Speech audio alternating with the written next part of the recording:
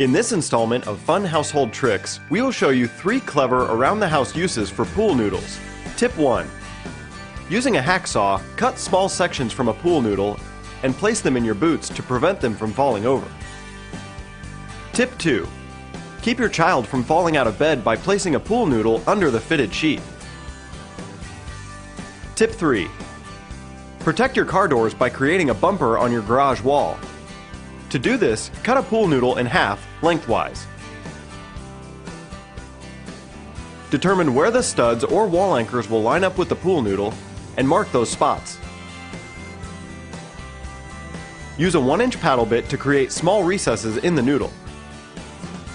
Then secure it to the wall using 1-inch washers for better grip.